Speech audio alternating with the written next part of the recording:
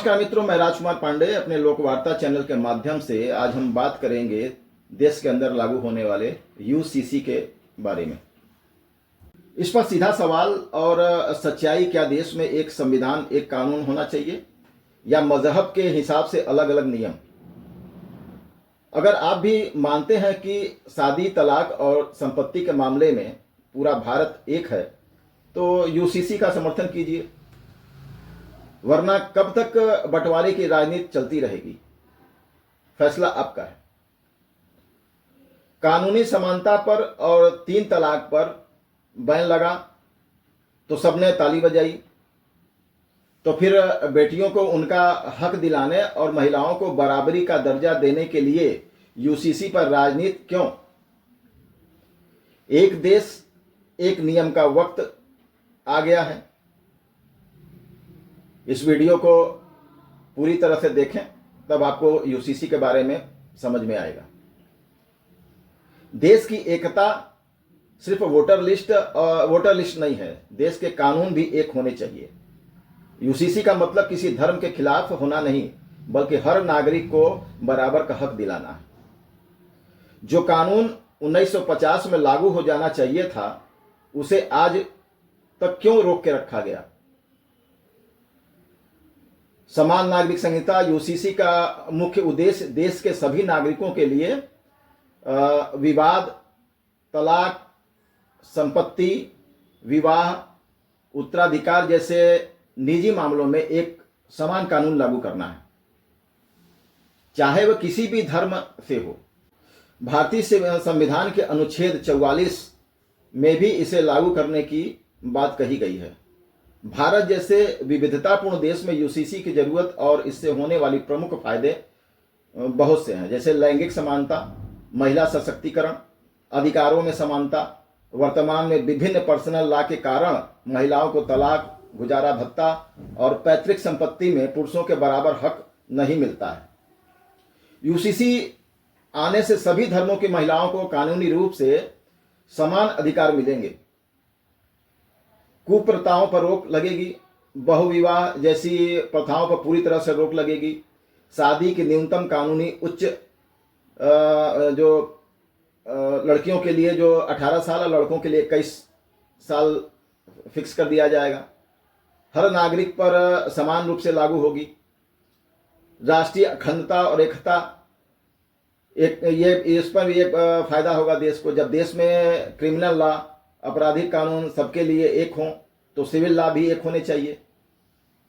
भारत की भावना मजबूत होगी। वोट बैंक की राजनीति पर लगाम लगेगी। धर्म के आधार पर अलग अलग कानूनों के कारण होने वाली ध्रुवीकरण और तुष्टीकरण की राजनीति कम होगी। न्याय व्यवस्था का सरलीकरण हो जाएगा। जटिलताओं का अंत होगा।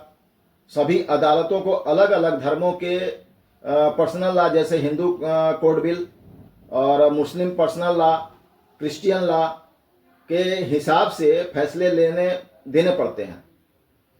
जल्दी न्याय इसमें मिलेगा। एक ही कानून होने से अदालती प्रक्रिया सरल होगी, कानूनी उलझनें कम होंगी और पेंडिंग केसों का निपटारा तेजी से हो सकेगा। धर्म और कानून का अलगाव, ये बड़ी मुद्दा है देश के अंदर। धर्मनिरपेक्ष देश में कानून का आधार नागरिकों की समानता होना चाहिए, नागरिकों के लिए समान होना चाहिए, न कि धार्मिक ग्रंथ या रीतियां।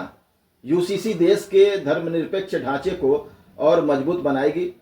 प्रमुख चुनौतियां और चिंताएं जो है यहाँ पे, इसके कई फायदे हैं। वहीं आलोचकों और कुछ समुदायों की अपनी चिंताएं भी हैं। धार्मिक स्वतंत्रता का डर, कुछ लोगों को लगता है कि इससे अनुच्छेद 25 के तहत मिलने वाली धार्मिक स्वतंत्रता प्रभावित हो जाएगी। विविधता को खतरा, ये एक बड़ा मुद्दा है। भारत की सांस्कृतिक और जनजातीय विविधताओं को कर रहे धार्मिक स्वतंत्रता पर खतरा है। धार्मिक संगठनों का तर्क है कि भारत के संविधान का अनुच्छेद 25 नागरिकों को अपने धर्म का पालन करने की आज़ादी देता है। उनका मानना है कि पर्सनल लॉ जैसे विवाह, तलाक और उत्तराधिकार उनके धर्म का अभिन्न हिस्सा है और सरकार इसमें हस्तक्षेप नहीं कर सकती। पहचान मिटने का डर। All India Muslim personal law board और ओवैसी जैसे नेताओं का आरोप है कि यूसीसी के नाम पर अल्पसंख्यकों पर बहुसंख्यकों के रीति रिवाजों और कानूनों को थोपने की कोशिश की जा रही है। आदिवासी और क्षेत्रीय चिंताएं भी हैं।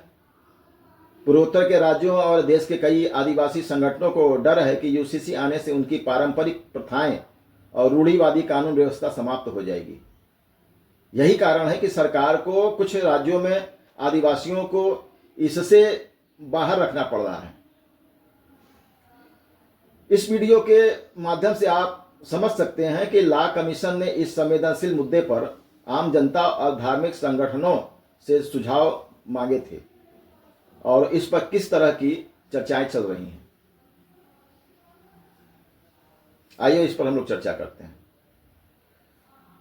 समान नागरिक संहिता पर all India Muslim personal law board के कानूनी तर्क और संविधान सभा में डॉक्टर BR अम्बेडकर के विचार इस बहस के दो सबसे महत्वपूर्ण पहलू हैं।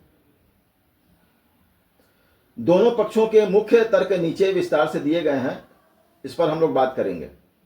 मुस्लिम पर्सनल लॉ बोर्ड के अदालती और कानूनी तर्क ने समय समय पर सुप्रीम कोर्ट और लॉ कमीशन विधि आयोग के सामने यूसीसी के विरोध में निम्नलिखित प्रमुख बातें रखी गई।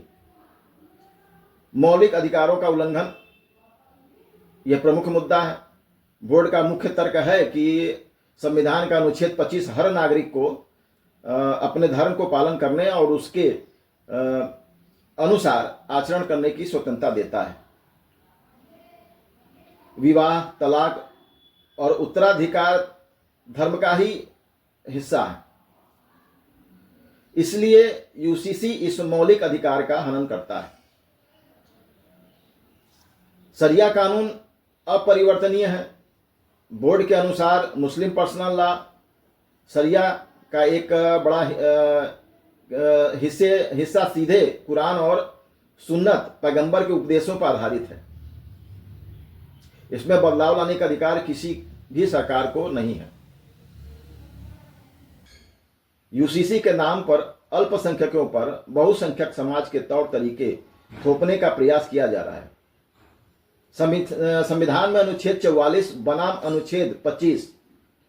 बोर्ड का तर्क है कि यूसीसी अनुच्छेद 44 केवल एक नीति निर्देशक तत्व है जिसे लागू करना अनिवार्य नहीं है, जबकि धार्मिक स्वतंत्रता अनुच्छेद 25 और 28 एक मौलिक अधिकार है जो सर्वोपरि है। संविधान सभा में बाबा साहब भीमराव अंबेडकर के विचार 23 नवंबर 1948 को संविधान सभा की बहस के दौरान जब मुस्लिम सदस्यों ने यूसीसी का कड़ा विरोध किया, तब ड्राफ्टिंग कमेटी के अध्यक्ष डॉक्टर अंबेडकर ने यूसीसी का समर्थन करते हुए बेहद व्यवहारिक और दूरदर्शी तर्क दिए थे। कानूनी ढांचा पहले से ही 99% समान है। अंबेडकर जी ने कहा कि भारत में पहले से ही एक समान दंड संहिता, संपत्ति हस्तांतरण कानून और अनुबंध कानून मौजूद है जो सभी धर्मों का समान रूप से लागू होते हैं, सभी धर्मों पे समान रूप से लागू होते हैं। केवल विवाह, उत्तराधिकार जैसे पर्सनल लॉ ही बचे हैं। इसलिए नागरिक संहिता को समान बनाना कोई अनदेखी या असंभव बात नहीं है। पर्सनल लॉ का ऐतिहासिक बदलाव, उन्होंने मुस्लिम सदस्यों की इस दावे को चुनौती दी कि शरिया कानून में कभी बदलाव नहीं हुआ। उन्होंने उदाहरण दिया कि 1937 के शरिया कानून लागू होने के पहले उत्तर पश्चिम सीमांत प्रांत, संयुक्त प्रांत जैसे यूपी और बॉम्बे प्रेसिडेंसी के मुस्लिम भी उत्तराधिकार के मामलों में हिंदू रीति रिवाजों का पालन करते थे। यानी पर्सनल लॉ में पहले भी बदलाव होते रहे हैं। धर्म और सामाजिक सुधार का अलगाव वह बाबा साहेब का मानना था कि भारत में धर्म जीवन के हर क्षेत्र में, जन्म के, मरण में, को नियंत्रित करता है। यदि सरकार को पर्सनल लॉ में हस्तक्षेप का अधिकार नहीं होगा तो महिलाओं के अधिकार, बाल विवाह का अंत और सामाजिक सुधार कभी संभव नहीं हो पाएंगे। बाबा साहेब का राइडर या व्यवहारिक सुझाव था उनका कि डॉक्टर अंबेडकर ने कहा कि वे बेहद महत्वपूर्ण और नरम रुख अपनाया था। उन्होंने सुझाव दिया कि शुरुआत में संसद एक ऐसा सिविल कोड बना सकती है जो पूरी तरह से ऐच्छिक हो, यानी शुरुआत में यह केवल उन्हीं नागरिकों पर लागू हो जो खुद घोषणा करें कि वे इस कोड का पालन करना चाहते हैं। इसके बाद जब समाज धीरे धीरे इसके फायदों को समझेगा तब इसे सबके लिए अनिवार्य किया जा सकेगा। जहां मुस्लिम पर्सनल लॉ बोर्ड इसे धार्मिक पहचान और मौलिक अधिकारों पर सीधे हमले के रूप में देखता है, वहीं बाबा साहेब अंबेडकर इसे सामाजिक न्याय और महिला अधिकारों के लिए जरूरी मानते थे। लेकिन वे इसे जबरन थोपने के बजाय अपनी सहमति और धीरे धीरे लागू करने के पक्षधर थे।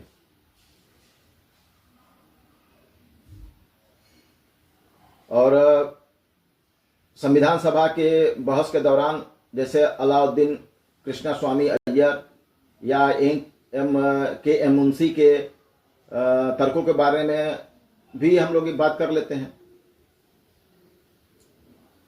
संविधान सभा की बहस में अलाउद्दीन कृष्णास्वामी अय्यर और के.एम. मुंशी के तर्क तथा शाहबानो केस 1985 में सुप्रीम कोर्ट की टिप्पणी भारत में समान नागरिक संहिता के इतिहास के सबसे मजबूत कानूनी स्तंभ हैं।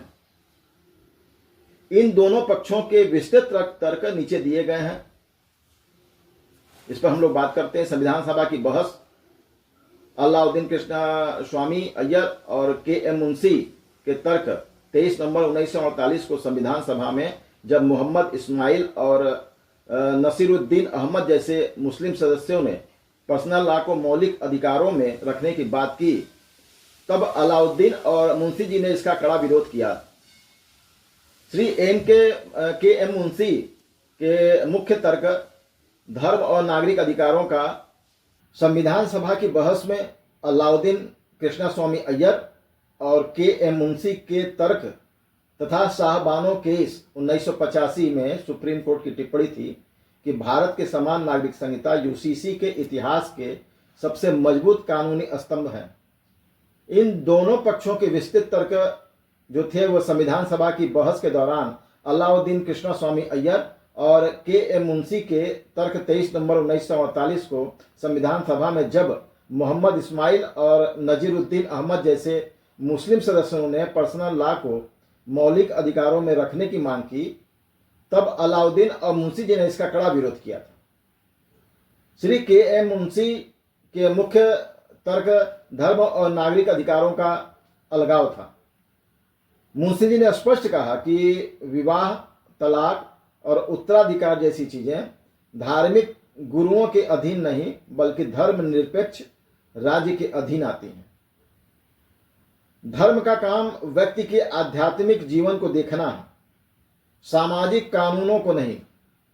सच्ची धर्मनिरपेक्षता का उन्होंने तर्क दिया कि यदि पर्सनल लॉ को धर्म का हिस्सा मान लिया जाए तो देश में कभी भी लैंगिक समानता, सामाजिक सुधार नहीं हो पाएंगे। महिलाओं को पुरुषों के बराबर अधिकार देने के लिए पर्सनल लॉ को बदलना ही होगा। राष्ट्रीय एकता के लिए जरूरी है ये। मुंशी जी ने तुर्की और मिस्र जैसे मुस्लिम बहुल देशों का उदाहरण दिया, जहां नागरिक कानूनों को आधुनिक बनाने के लिए शरिया में बदलाव किए गए।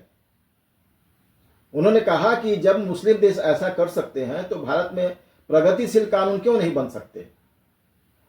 सर अलाउद्दीन कृष्णास्वामी अय्यर के मुख्य तर्क ब्रिटिश काल का उदाहरण था। अलाउद्दीन ने विरोध कर रहे सदस्यों को याद दिलाया कि ब्रिटिश काल के दौरान भी देश में इंडियन पिनल कोड आईपीसी और क्रिमिनल प्रोसीजर कोड सीआरपीसी लागू करके सभी वर्गों के पर्सनल लॉ के आपराधिक हिस्सों को खत्म कर दिया गया था। जब आपराधिक कानून सबके लिए एक हो सकते हैं तो नागरिक कानून क्यों नहीं हो सकते? उन्होंने सीधे अलगाववाद पर प्रहार किया। उन्होंने चेतावनी दी कि यदि हम धर्म के आधार पर नागरिकों को अलग अलग कानूनों में बांट कर रखेंगे तो देश कभी भी एक मजबूत राष्ट्र नहीं बन पाएगा। यूसीसी देश को जोड़ने, अलगाववादी प्रवृत्तियों को खत्म करने का काम करेगा। शाहबानो केस 1985 में सुप्रीम कोर्ट की ऐतिहासिक टिप्पणी मोहम्मद अहमद खान बनाम शाहबानो बेगम 1985 मामले में सुप्रीम कोर्ट के मुख्य न्यायाधीश वाईपी चंद्रचूड़ की अध्यक्षता वाली संवैधानिक पीठ ने मुस्लिम महिलाओं के गुजारे भत्ते पर फैसला सुनाते हुए यूसीसी को लेकर बेहद तल्ख और ऐतिहासिक टिप्पणी की। संविधान का अनुच्छेद 44 डेड लेटर बनकर रह गया है। सुप्रीम कोर्ट ने दुख जताते हुए कहा था कि संविधान को अनुच्छेद 44 केवल कागजों पर सिमट कर रह गया है। सरकार ने इसे लागू करने के लिए कोई ठोस कदम नहीं उठाए हैं। राष्ट्रीय अखंडता के लिए अनिवार्य थे।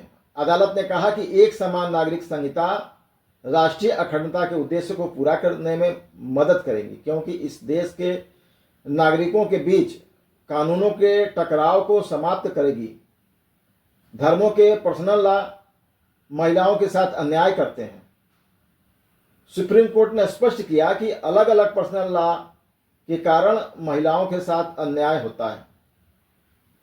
राज्य का यह कर्तव्य है कि यह कानून के माध्यम से महिलाओं को सुरक्षा और समानता की गारंटी दे, चाहे उसका धर्म कोई भी हो। सुप्रीम कोर्ट ने सरकार को निर्देश दिए कि अदालत ने केंद्र सरकार को सीधे सीधे कहा कि वह पूरे देश के लिए एक समान नागरिक संहिता यूसीसी तैयार करने की दिशा में कदम उठाए, ताकि न्याय व्यवस्था में विरोधाभास खत्म हो सके। शाहबानो फैसले के बाद हुए भारी विरोध के कारण तत्कालीन राजीव गांधी सरकार ने संसद में कानून बनाकर इसे फैसले को पलट दिया था, जिसने इस बहस को और अधिक राजनीतिक बना दिया। फिर हाल के वर्षों में सुप्रीम कोर्ट द्वारा सायरा बानो 3 तलाक केस में भी दी गई व्यवस्था पर हम लोग चर्चा कर सकते हैं। इस पर भी यह भी उसी से मिलता जुलता एक था केस। इसमें सायरा बानो बनाम भारत संघ 2017 मामले में सुप्रीम कोर्ट की 5 जजों की संवैधानिक पीठ ने 3-2 के बहुमत से एक बार में 3 तलाक विद्दत को असंवैधानिक और अवैध घोषित कर दिया था।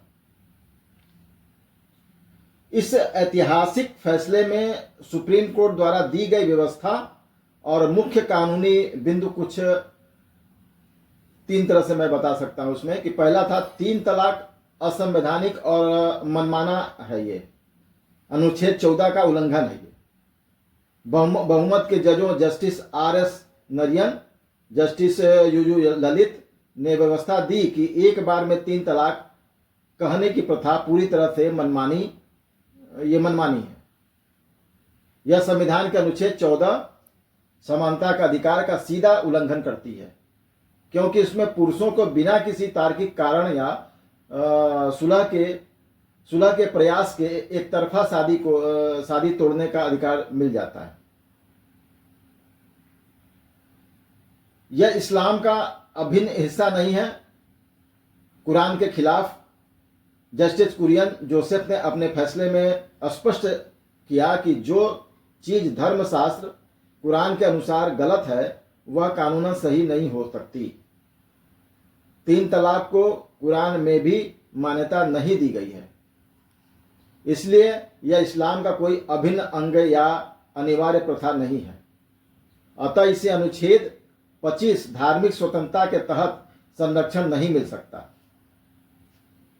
सरकार को कानून बनाने का निर्देश अल्पमत के जजों द्वारा तत्कालीन मुख्य न्यायाधीश CJI JS खेहर और जस्टिस S अब्दुल नजीर ने हालांकि इसे धार्मिक स्वतंत्रता का हिस्सा माना था, लेकिन उन्होंने भी इसका सामाजिक बुराई को देखते हुए केंद्र सरकार को निर्देश दिया कि वह 6 महीने के भीतर संसद में 3 तलाक के खिलाफ कानून बनाए। तब तक के लिए कोर्ट ने 3 तलाक पर पूरी तरह से रोक लगा दी थी। इस फैसले का तत्कालिक और दूरगामी असर मुस्लिम महिला अधिनियम 2019 सुप्रीम कोर्ट के इस फैसले के आधार पर ही केंद्र सरकार ने आगे चलकर संसद में मुस्लिम महिला विवाह अधिकारों का संरक्षण अधिनियम 2019 पास किया। 3 तलाक अब एक आपराधिक अपराध है। इस कानून के तहत एक बार में 3 तलाक चाहे बोलकर, लिखकर या व्हाट्सएप से या SMS के जरिए को पूरी तरह से गैर कानूनी बना दिया गया। ऐसा करने वाले पति को 3 साल तक की जेल का प्रावधान किया गया। UCC के बहस को आगे चल के नई दिशा मिली। सायरा बानो मामले में यह साबित कर दिया कि महिलाओं के अधिकारों की रक्षा के लिए अदालतें पर्सनल लॉ में हस्तक्षेप कर सकती हैं। इसने आगे चलकर समान नागरिक संहिता UCC की मांग को और अधिक कानूनी मजबूती दी।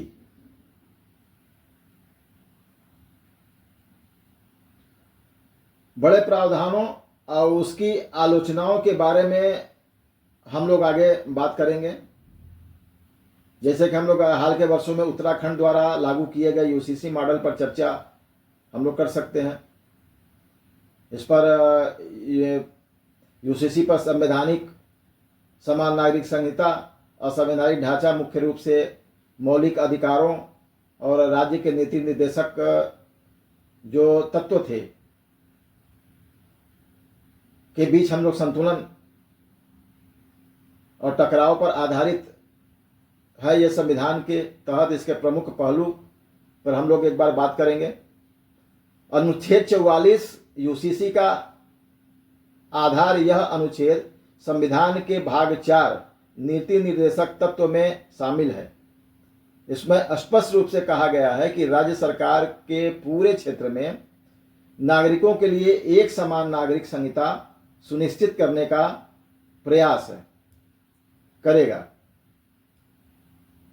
कानूनी स्थिति है, नीति निर्देशक तत्वों को देश के शासन के लिए मूलभूत माना गया है, लेकिन इन्हें अदालतों द्वारा जबरन लागू नहीं कराया जा सकता।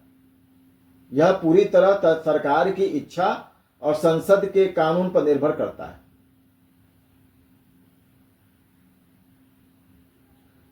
समर्थन करने वाले संवैधानिक अनुच्छेद UCC के पक्ष में तर्क देने वाले कानूनविद मुख्य रूप से कुछ बातों का हवाला देते हैं। जैसे अनुच्छेद 14 समानता का अधिकार, यह कानून के समक्ष सभी कानूनों को 2 समानता की गारंटी देता है। अलग अलग पर्सनल लॉ इस समानता में बाधा डालते हैं। अनुच्छेद 15 भेदभाव का निषेध, यह राज्य को धर्म, नस्ल, जाति, लिंग या जन्म स्थान के आधार पर भेदभाव करने से रोकता है।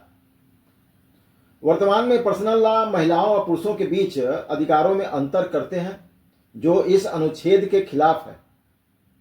अनुच्छेद 21 जीवन और व्यक्तिगत स्वतंत्रता का अधिकार देता है। इसमें गरिमा के साथ जीने का अधिकार शामिल है।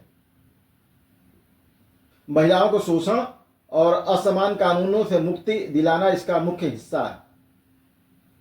विरोध करने वाले असंवैधानिक अनुच्छेद UCC का विरोध करने वाले धार्मिक और जनजातीय संगठन मुख्य रूप से इस अनुच्छेदों का सहारा लेते हैं। अनुच्छेद 25 धार्मिक स्वतंत्रता या देश के हर नागरिक को अपने धर्म को मानने, आचरण करने और उसका प्रचार करने की स्वतंत्रता देता है। आलोचकों का मानना है कि पर्सनल लॉ धर्म से जुड़े हैं, इसलिए सरकार इनमें बदलाव नहीं कर सकती। अनुच्छेद 26 यह धार्मिक संप्रदायों को अपने धार्मिक मामलों के प्रबंधन का अधिकार देता है। अनुच्छेद 29 और अनुच्छेद 30 सांस्कृतिक और शैक्षणिक अधिकार यह अल्पसंख्यकों को अपनी विशिष्ट संस्कृति, भाषा और लिपि को सहेजने का अधिकार प्रदान करता है। छठी अनुसूची और विशेष राज्य अनुच्छेद 371 भारत के संविधान में पूर्वोत्तर के कुछ राज्यों जैसे नागालैंड के लिए अनुच्छेद 371 ए, मिजोरम के लिए अनुच्छेद 371 जी को विशेष दर्जा प्राप्त है। इन अनुच्छेदों के तहत संसद का कोई भी कानून जो उनके सामाजिक, धार्मिक और पारंपरिक प्रथाओं जैसे विवाह और भूमि अधिकार को प्रभावित करता है तब तक लागू नहीं हो सकता जब तक कि वहां की राज्य विधानसभा इसकी मंजूरी न दे। यही कारण है कि यूसीसी को पूरे देश में पूरी तरह से एक समान लागू करना असंवैधानिक रूप से एक जटिल कार्य है। अब हम लोग बात करेंगे उत्तराखंड राज्यों पे। यूसीसी कानून की संवैधानिक वैधता के बारे में हम लोग जानते हैं। सुप्रीम कोर्ट ने इस विरोधाभास पर अब तक क्या अंतिम रूप अपनाया है, इस पर हम लोग बात करेंगे। विभिन्न राज्यों में लागू कानूनों, सामाजिक प्रभाव, नागरिक संहिता को राज्य स्तर पर लागू करने की दिशा में भारत में तेजी से कदम बढ़ाए गए हैं। उत्तराखंड देश का पहला राज्य जिसने व्यापक यूसीसी लागू किया। गुजरात और असम की विधानसभाओं ने अपने यहाँ यूसीसी बिल पास किए हैं। इसके अलावा गोवा में पुर्तगाली शासन के समय 1867 से ही यह नागरिक संहिता लागू है। इन विभिन्न राज्यों में कानून लागू होने के बाद लगभग समाज पर दिखने वाली प्रमुख सकारात्मक और चिंताजनक सामाजिक प्रभाव पे हम लोग बात करेंगे हम लोग। सामाजिक सकारात्मक सामाजिक प्रभाव क्या था इस पर? सशक्तिकरण और कानूनी सुरक्षा। सभी धर्मों की महिलाओं को विवाह, तलाक और गुजारा भत्ता के मामलों में समान अधिकार मिले हैं। पर्सनल लॉ के तहत होने वाले एक तरफा फैसलों से महिलाओं को मुक्ति मिली है। कुप्रथाओं का अंत हुआ है, जैसे बहुविवाह, निकाह, हलाला और इद्दत जैसी प्रथाओं को पूरी तरह से प्रतिबंधित कर दिया गया है।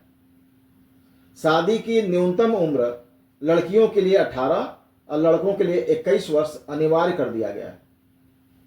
संपत्ति में बेटियों को बराबर का हक, उत्तराधिकार के नियमों में ऐतिहासिक बदलाव करते हुए बेटों और बेटियों को माता पिता की संपत्ति में एक समान अधिकार दिया गया है।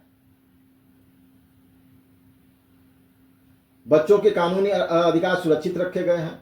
लिव इन रिलेशनशिप या अवैध मानी जाने वाली शादियों से पैदा होने वाले बच्चों को भी यह कानूनन जायज माना गया है और उन्हें माता पिता की संपत्ति में पूरा अधिकार मिलेगा, ये उसमें कहा गया है।